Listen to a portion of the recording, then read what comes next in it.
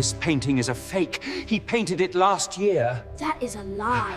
This is a masterpiece. But the brushwork... The painting's a fake.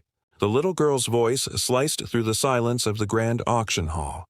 Everyone turned, shocked.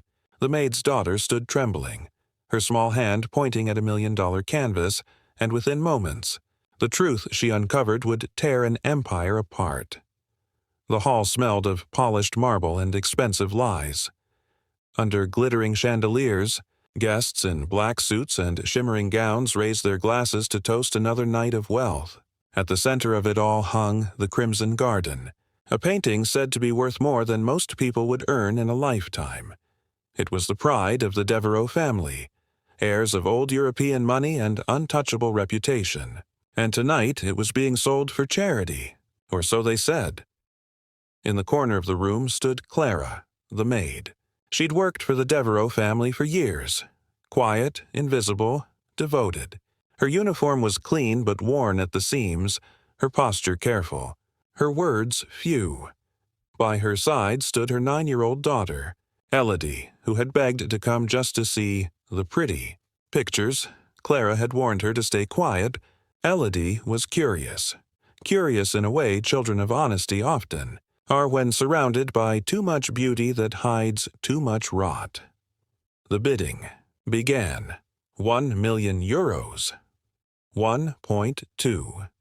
2 million. Applause filled the air as the auctioneer's hammer lifted for the final call, and then a small, trembling voice broke through the hall. "That painting's a fake." The room froze. Heads turned. Murmurs rippled through the crowd like a sudden storm. The auctioneer blinked. "Excusez-moi?" Elodie's face flushed red, but she didn't look away. "That painting," she repeated, pointing with her small hand, "isn't real. It's not the one that was in the library last month. The brushstrokes are different. And the flower in the corner," she paused, her accent pure and precise, "is missing its signature." The crowd gasped. The Devereux matriarch, elegant, towering, wrapped in crimson silk, went pale. "Clara," she snapped, her voice sharp as glass. "Take that child outside at once," but Clara couldn't move because she knew her daughter was right. Months before, Clara had been dusting the library when she'd noticed something odd. A faint square of lighter paint beneath the Crimson Garden, as if the painting had been replaced. She hadn't thought much of it. It wasn't her place to question the art of the rich, but Elodie loved to draw. Every day after school, she'd sit in the servants' corridor with scraps of paper, sketching what she saw. One evening, she'd drawn the painting from memory. Every petal, every shade. She'd even written down the signature at the bottom, L. Montreux, 1893. Now, in the hall, the painting hanging before them bore no such mark. Clara's heart pounded. Her hands trembled against her apron. She had kept silent all her life. But tonight, her daughter's voice had done what she never dared to. Speak the truth aloud. The room descended into chaos. A collector demanded proof.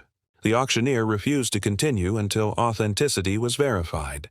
An expert was called, an art conservator from Paris, sharp-eyed and steady-handed.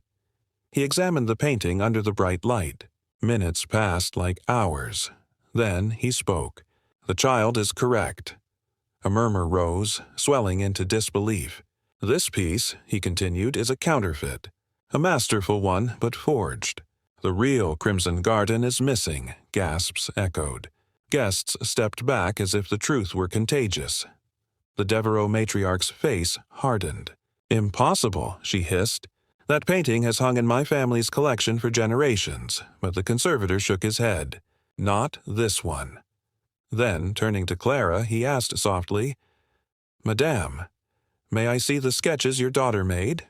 Clara hesitated, then reached into her small satchel. Inside was a folded notebook, edges frayed. He opened it, and there it was. Elodie's careful drawing of the Crimson Garden, signed with the artist's name and date. Proof, from the hand of a child. Under questioning, the truth unraveled. The Devereux patriarch, the seemingly generous benefactor, had secretly sold the original painting years ago to cover his debts. The fake had been commissioned to keep up appearances. The charity auction was a facade, a way to sell a forgery for millions. No one expected a child to remember a missing signature. As whispers filled the room, the family's reputation collapsed like wet paper. Clara stood still, holding Elodie's trembling hand.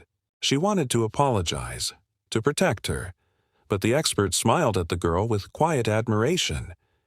"You have an artist's eye," he said softly in French, "and a heart that sees what truth looks like."